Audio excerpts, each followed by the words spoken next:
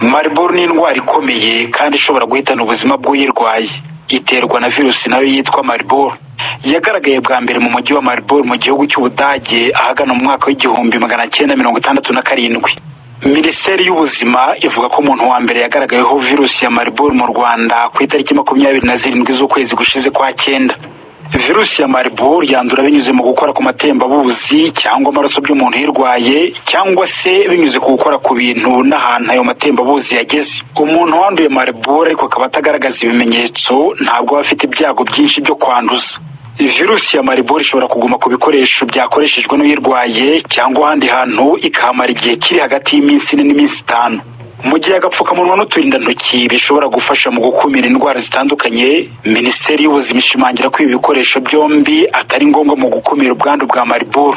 Virusi ya Marburg yandurira mu gukora ku matembabuzi y'uyirwaye, itandukanye na virusi ya COVID-19 ishobora kwandurira mu mwuka.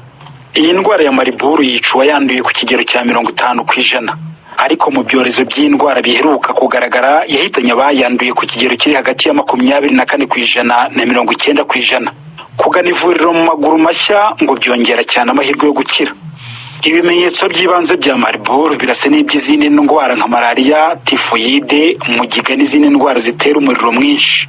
Ibyo bimenyetso ni umuriro mwinshi, kubabara umutwe mu buryo bukabije, kubabara imikaya, umunaniro, kuruka no gucibwamo. Ibi bimenyetso bya Marburg bigaragara hagati y'iminsi 3 na 21 nyuma yo kwandura, kandi virusi ya Marburg ipimwa hifashishijwe ikizamini cya laboratoire kizwi nka PCR. Nta buvuzi bwihariye cyangwa urukingo byari byaboneka uyu munsi. Icyakora ngo harageragezwa imiti n'inkingo kandi bigeze ku rwego rushimishije. Ubuvuzi bworoshye ibimenyetso nibwo butangwa, kandi iyo butanzwe hakiri kare bwongera amahirwe yo gukira. Minisiteri y'Ubuzima mu Rwanda ivuga ko kwivurira mu rugo bidashobora kuvura indwara ya Marburg.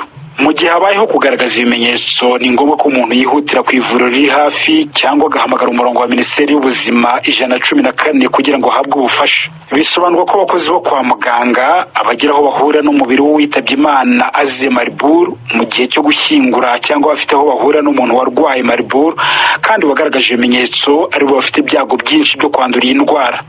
Minisiteri y'Ubuzima isobanura ko kurara no gukura ikiriyo cy'uwazize indwara ya Marburg bitemewe mu rwego rwo kwirinda ikwirakwizwa ry'iyi virusi. Imihango yo gushyingura uwishwe na virusi ya Marburg nayo yitabirwa n'umubare muto wagenwe n'amabwiriza yashyizweho na Minisiteri y'Ubuzima.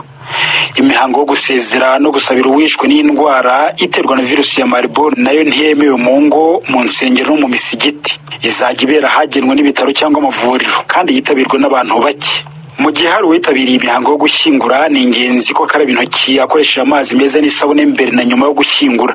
Mbere na nyuma yo kurya cyangwa se gukora aho ariho hose mu gace kabereyemo umuhango wo gushyingura, nabyo ngo ni ngombwa